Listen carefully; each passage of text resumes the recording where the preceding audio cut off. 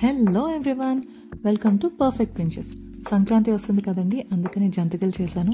చాలా క్రిస్పీగా, చాలా టేస్టీగా వచ్చాయి. సో ఆ రెసిపీ ఎలా చేశానో నేను మీకు చూపిస్తాను. మీరు కూడా పండగకి తప్పకుండా ట్రై చేయండి. దీనికోసం 4 గ్లాసులు బియ్యం, ఇంకా 1 గ్లాస్ శనగపప్పు, 1 గ్లాస్ మినప్పప్పు, ఇంకా 1/2 గ్లాస్ దాకా సగ్గుబియ్యం తీసుకోండి. చాలా క్రిస్పీగా వస్తాయి.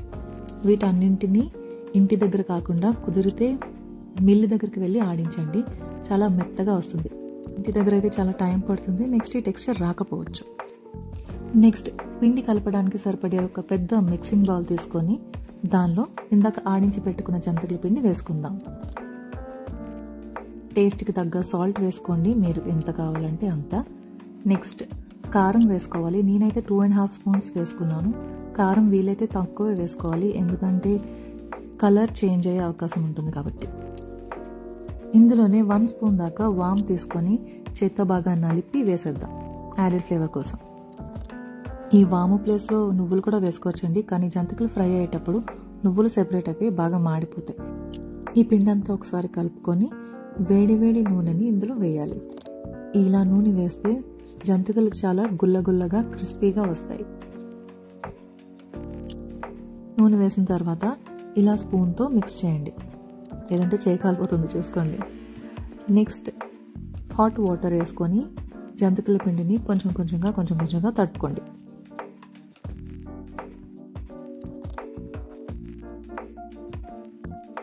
చూడండి, ఇలా మెత్తగా కలుపుకోవాలి.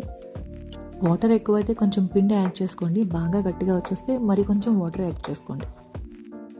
ఇలా కలుపుకున్న పిండిని 5 మినిట్స్ పాటు మూత పెట్టి పక్కన ఉంచుకుందాం. ఈలోగా జంతికల గొట్టాన్ని బాగా క్లీన్ చేసి ఆయిల్ అప్లై చేసి పక్కన పెట్టండి. నెక్స్ట్ ఒక వైడ్ ప్యాన్ తీసుకోండి, ఎందుకంటే 4-5 జంతికలు ఒకేసారి ఫ్రై చేసుకోవడానికి సరిపడా ప్యాన్ తీసుకొని ఆయిల్ హీట్ పెట్టండి. ఆయిల్ మరిగే లోపు మనం ఇందాక తడిపి పెట్టుకున్న పిండిని జంతికల గొట్టంలోకి కూరాలి. ఫుల్గా కూరేసి ఒక చిన్న సైజ్ ప్లేట్ పైన ఇలా జంతికలు వేసుకుందాం. మనకి ఆయిల్లో వేయడానికి చాలా ఈజీగా ఉంటుంది.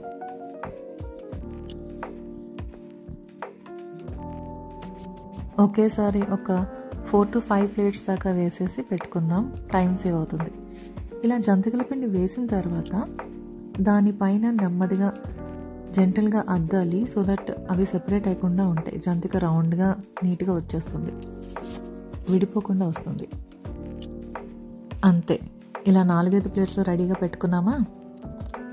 నెక్స్ట్ ఇంకా దేవుని తలుచుకొని ఒక్కొక్కటిగా నూనెలో వేసేయడమే.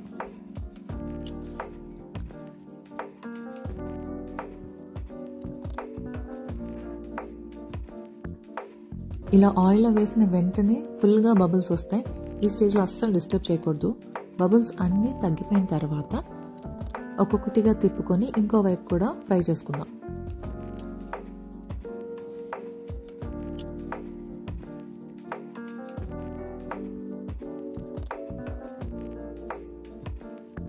ఇలా గోల్డెన్ షేడ్ వచ్చినప్పుడు తీసేయండి.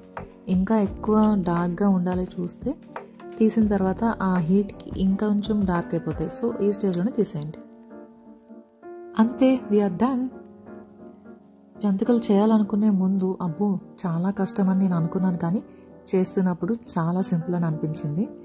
సో మీరు కూడా ట్రై చేయండి. ట్రై చేసి మీకు ఎలా కుదిరిందో నాతో కామెంట్స్ బాక్స్లో షేర్ చేయండి. ఈ వీడియో మీకు నచ్చినట్టయితే please like, share and subscribe to Perfect Pinches. Thank you for watching. Bye bye.